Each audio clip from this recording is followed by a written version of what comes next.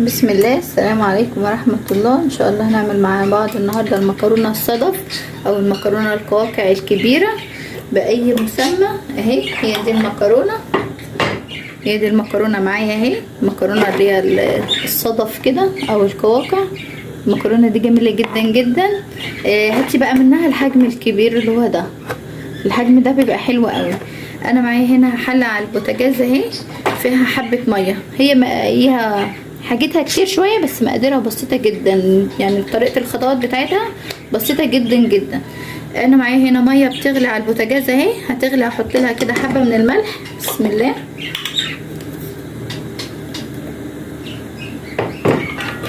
هحط لها كده رشة من الملح واسيبها. اول ما هتغلي هنزل عليها كده بالمكرونة اللي معايا، المكرونة الصدف اللي معايا دي. الحلة دي هعمل فيها البشاميل، بس انا هحط ده دلوقتي اهو. بسم الله. احط المكرونه كده، المكرونه تتسلق براحتها. هنقلها على عين تانية. نقلت المكرونه على العين التانية تتسلق براحتها.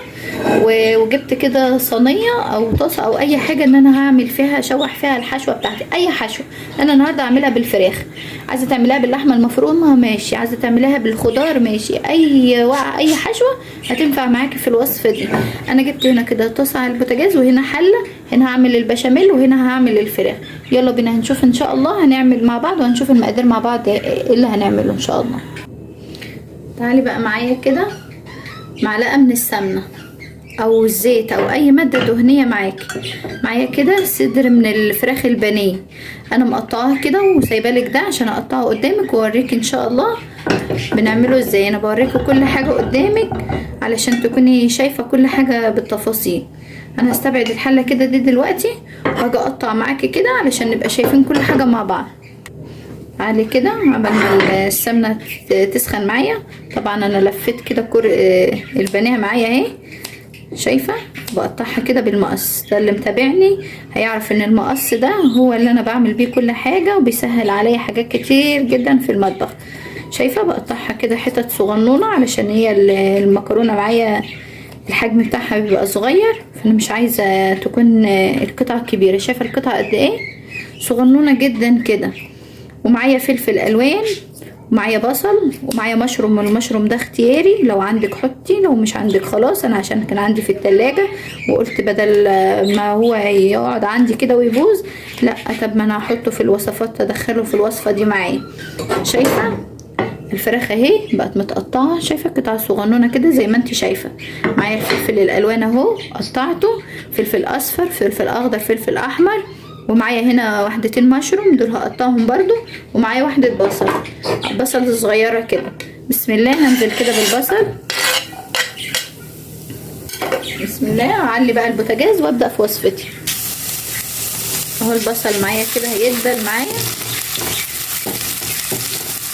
قبل ما يدبل كده بحبة اخليه كده بقى على جنب وانزل بالفراخ بتاعتي معايا اهي. بسم الله. شايفه الفراخ تقطيعتها قد تقطيعه البصل.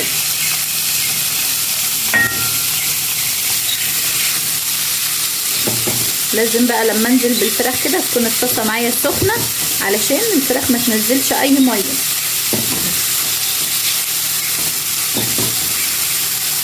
ومش هقلبها، خليها كده حبه صغيرين بس كده ان هي تتشمع كده وتاخد صدمه، وبعد كده بقلبها براحتي. هقلبها بقى كده كويس عادي جدا بقى. خلاص كده هي احتفظت بالميه والسوائل بتاعتها. شايفه؟ متعرفيش تفرقي بين البصل والفراخ من كتر التقطيعه الصغنونه بتاعت الفراخ. انزل بقى كده بالتوابل بتاعتي. هي عباره عن ايه؟ عن ملح، رشه كده من الملح، بهارات فراخ، حبه كده من بهارات الفراخ اهي، ورشة بابريكا، وحبة من الفلفل الأسود. اديلها تقليبة بقى كده. وهنزل دلوقتي عليها بالمشروم اللي معايا. انا قطعت المشروم كده قطع صغيرة اهي، كله بنفس التقطيعة. لازم يكون معاكي كل حاجة متقطعة نفس التقطيعة اللي انت ماشية عليها علشان يبقى كله متساوي كده. شايفه كله تشويحه وبتنزلي اللي بعده. انزل بقى بالفلفل الالوان. شايفه ما شاء الله، شوفي الالوانات في الطاسه ما شاء الله، ولا حول ولا قوه الا بالله. لوحه فنيه كده لوحدها، مش محتاجه اي حاجه. شايفه الحشوه بتاعتي مصحصحه كده وصاحيه وجميله وفي منتهى الجمال. هتاخد برده تشويحه كده وتتبيله شويه كده للخضار اللي معايا ونطفي عنها. تعالي كده انا هطفي كده على الخضار اللي معايا ده، على الخلطه بتاعت الفراخ بالخضار كده، هطفي عنها خلاص كده وهستبعدها برده. وتعالي اوريك المكرونه قبل ما ابدا في اللي بعد كده. المكرونه معايا اهي، شايفه صاحيه كده ومصحصحه، ما تكونش دبلانه معاكي، ما تتهريش. لازم تكون صاحيه كده. هي يا دوب بس تاخد دقيقتين كده على البوتاجاز ونطفي عنها. انا هصفيها وتعالي نعمل البشاميل برده مع بعض. بعد كده ما صفيت المكرونه وبردت عليها، تعالوا نعمل مع بعض البشاميل. معلقه كده من السمنه او الزيت او اي ماده دهنيه معايا، معلقه كده بسم الله، وعليها معلقه دقيق وكوبايه من اللبن. انزل عليها كده بمعلقه من الدقيق بسم الله.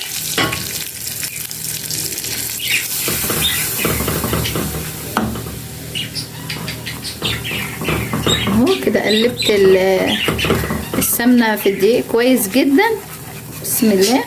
هنزل عليها كده بكوبايه من اللبن معايا، اعمل بشاميل كده خفيف بسم الله.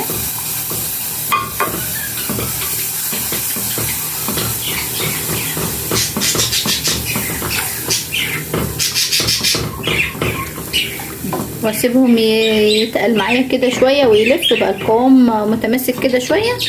احط لها بس كده رشه من الملح. احط معايا كده بقى رشه من الملح بسم الله. رشه من الفلفل الاسود، ممكن يكون فلفل ابيض اهو. متماسك معايا البشاميل اهو. لو ما تلاقيه كده مسك شويه بقى اجمد شويه كده، دي نص كوبايه من ميه المكرونه وميه سلق المكرونه. اصفيها عليه كده علشان يخف معايا كده شويه، او اي ميه عاديه، بس انا مش عايزه اكتر من كده. شايفه قوام البشاميل بقى في منتهى الجمال والنعومه وجميل جدا جدا جدا. يلا بقى نطبق وصفتنا ونشوف هنعمل ايه. تعالي بقى بعد ما اطفي على البشاميل احط له كده حبه من الكريمه اللباني، كريمه الطهي، كريمه الطهي اهي. احط له حبه كده من كريمه الطهي، ومعايا معلقه من الكاتشب. شايفه معلقه كاتشب كده هصبها عليه برضو، احطها عليه كده، او لو صلصه كاتشب او صلصه. شايفه بقى معايا بشاميل لونه عامل ازاي، بقى لونه روز كده. هاخد بقى كده حبه في الصينيه بتاعتي، في قاع الصينيه او في قعر الصينيه اهو، حبه كده من الصوص اللي احنا عاملينه ده. وتعالي نحشي بقى مع بعض المكرونه. تعالي بقى نطبق وصفتنا بسم الله. هجيب بقى المكرونه كده معايا وهحط لها بقى من الحشوه دي. شايفه الالوان، شوف الجمال. وهحطها بقى ارصها هنا في البايركس كده، او في الصينيه او في اي حاجه تدخل الفرن بسم الله. شايفه انا بقى هحشي كل الكميه كده معايا وهوريكي، وهوريها لك بقى في الاخر عشان ما اطولش عليك الفيديو. شايفه فاض معايا بقى حبه دول ان شاء الله هحطهم برضو، بس انا قلت اوريكم الشكل الاول والجمال اللي معايا. شايفه لو في صينيه مدوره هيبقى بالجمال ده بالمنظر ده. ولو البايركس، شايفه البايركس معايا اتملى اهو، بس انا برضو هحاول ازنق دول جنبهم في اي مكان كده اهو بحشيهم. وشايفه الوصفه، شايفه الجمال اهو. هزنقهم بقى كده شويه جنب بعض علشان انا اللي غلطت من الاول ان انا ما حطيتهمش في حاجه كبيره، بس مش مشكله، محلوله ان شاء الله اهو. شايفه كل ده الكيس ما شاء الله، الكيس بيقطع جامد وبيبقى حلو قوي قوي. مكرونه جميله جدا جدا والولاد بيفرحوا بيها قوي قوي اهو. شايفه احط فين؟ هنا. شايفه ما شاء الله كفايه كده. ودول بقى هروح عامله ايه كده دلوقتي، تروحوش في حته بقى عشان اقول لكم هنعمل ايه. فاض معايا واحدتين كده فاضيين ما فاضلهمش حشوه، ارميهم؟ لا طبعا، احطهم كده، وهيتحط عليهم البشاميل والحاجات بتاعتنا اللي احنا هنحطها، وهيكونوا في منتهى الجمال. بسم الله. تعالوا بقى نحط لهم البشاميل اللي معانا. بسم الله. شايفه الجمال اهو. ننزل بقى عليهم بالبشاميل كده وعلى الفرن على طول. انا نسيت اقول لكم ان احنا المفروض لازم نفتح الفرن يسخن شويه قبل ما نحطها، بس خلاص كده المفروض اتعودنا مع بعض ان احنا اي حاجه نحطها في الفرن لازم بنفتح الفرن من قبلها. انا طبعا مش هخلي الحبه دول، لا هحطهم كلهم على وش الصينيه كده وادخلها الفرن على طول. بس انا هسيبها كده في حالها وادخلها الفرن كده على طول؟ لا طبعا، انا لازم بقى، هي وصفه دلع لازم انا ادلعها. اروح حاطه كده شويه جبنه شيدر من على الوش، ودي ان وجدت لو عندك زي كده بتحطي، مش عندك خلاص هي مش محتاجه اي حاجه غير اللي احنا عملناه ده فيها، مش محتاجه حاجه تانية.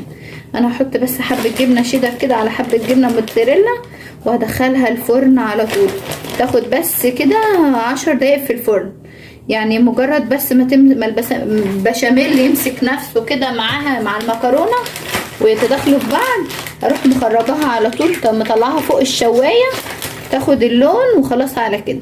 ودول بقى حبه من الموتزاريلا كده بسيط مش كتير اهو، بس عشان جامده معايا شويه الموتزاريلا بحطها في الفريزر. خلاص كده هروح بقى مدخلها الفرن، اوريها لكم بقى ان شاء الله بعد ما تخرج معانا من الفرن. وادي المكرونه الصدف بتاعتنا خرجت معانا من الفرن اهي. شايفه الجمال ما شاء الله، ولا حول ولا قوه الا بالله.